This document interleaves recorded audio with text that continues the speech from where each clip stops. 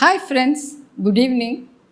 இன்றைக்கி கவுன்சிலிங்கில் நாம் பார்க்க போகிற முக்கியமான ஒரு விஷயம், மன அழுத்தத்தை கொடுக்கறதுல கிட்டத்தட்ட முதல் 5 இடத்துக்குள்ளே இருக்கிறதுனே சொல்லலாம். அது என்ன அப்படின்னாக்க பொசசிவ்னஸ். ஒரு 10 வருஷத்துக்கு முன்னாடி வரைக்கும் கூட பொசசிவ்னஸ் அப்படின்னாக்க 2 சிஸ்டர்ஸ் இருந்தாக்க, நீ என்னோடய சாரி எடுக்கக்கூடாது, நீ என்னோடய ஜுவல் எடுக்கக்கூடாது, அது எனக்கு தான் அப்படிங்கிற பொசசிவ்னஸ் இருக்கும். இல்லைன்னா என்னோடய பைக் எடுக்காத, என்னோடய ஆண்ட்ராய்டு ஃபோனை நீ யூஸ் எடுக்கக்கூடாது. இப்படி ப்ராடக்ட் சில விஷயங்கள் நம்ம யூஸ் பண்ணுற சாமான்களில் தான் நமக்குள்ளே ஒரு பொசசிவ்னஸ் இருக்கும், அடுத்தவங்க அதை யூஸ் பண்ணக்கூடாது அப்படிங்கிறது. ஆனால் இப்போ கடந்த லாஸ்ட் 5 இயர்ஸ், 10 இயர்ஸ் இல்லை 5 இயர்ஸ்னு கூட சொல்லலாம், இந்த கடந்த 5 வருஷங்களில் இந்த பொசசிவ்னஸ் அப்படிங்கிறது மனிதர்களை சார்ந்ததா அடுத்தவங்களை சார்ந்ததா இருக்கும்பொழுது அது அடுத்தவங்களுக்கு எப்படி ஒரு மன அழுத்தத்தை கொடுக்கறது அப்படிங்கிறத நான் ஒரு 2-3 எக்ஸாம்பிள்ஸில் சொல்கிறேன்.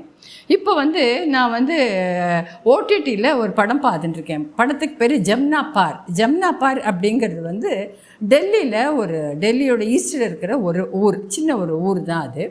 அந்த ஊரில் ஒருத்தர் சிஏ ஸ்டூடெண்ட்ஸுக்காக ஒரு கோச்சிங் கிளாஸ் நடத்திட்டுருக்காரு. ஸோ அவர் பையன் சிஏ பாஸ் பண்ணணும், சிஏவை நல்ல இதில் பாஸ் பண்ணணும் அப்படின்னு நினைக்கிறாரு.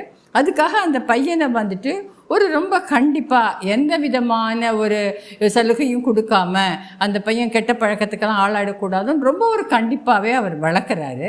ஆனால் அந்த பையனும் ராத்திரி பகலாக படித்து அவன் இன்டர்லையும் சரி ஃபைனல்லையும் ஆல் இண்டியா 5th ரேங்க் வாங்கிடுறான், நல்ல ஃபஸ்ட் கிளாஸ் ரேங்க் வாங்கிடுறான்.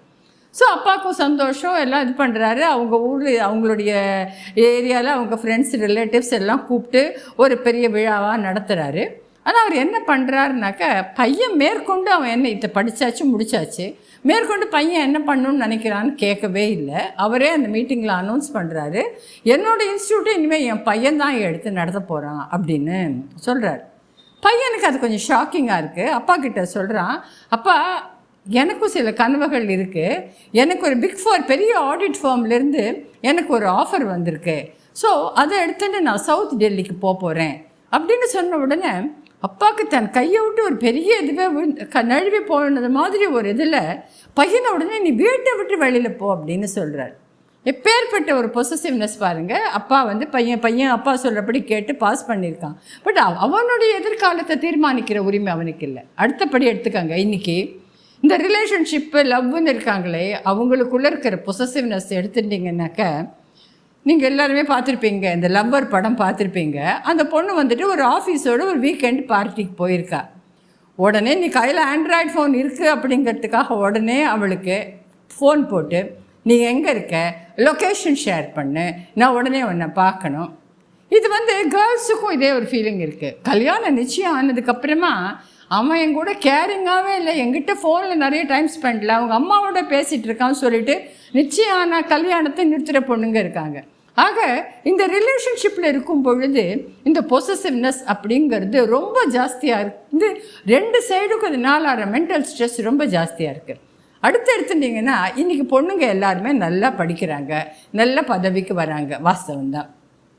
அவங்க பேரண்ட்ஸ் கஷ்டப்பட்டு படிக்க வைக்கிறாங்க. பொண்ணு நல்லா சம்பாதிக்க ஆரம்பித்தப்புறமா they start live a luxurious லைஃப்பை வாழ ஆரம்பிக்கிறாங்க.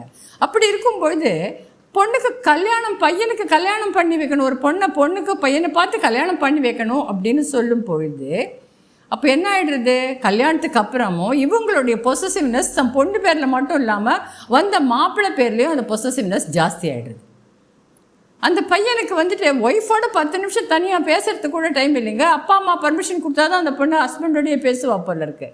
இதில் இந்த பையனுக்கு அப்பா அம்மா என்னைக்காவது இவனை பார்க்குறதுக்கு இவங்க வீட்டுக்கு வந்தாக்க, மாமியார் மாமனார் இவங்க வீட்லேயே இருந்துடுறாங்க, வந்தாக்க அப்போ அந்த பொண்ணுக்கு மாமியார் மாமனாரே அடையாளம் தெரியல, ஹூ இஸ் திஸ் ஆண்டின்னு அம்மாவை கேட்குற அளவில் அந்த பையனுக்கு ஒரு mental stress. Possessiveness of the girls parents leads to a lot of mental stress to the bye.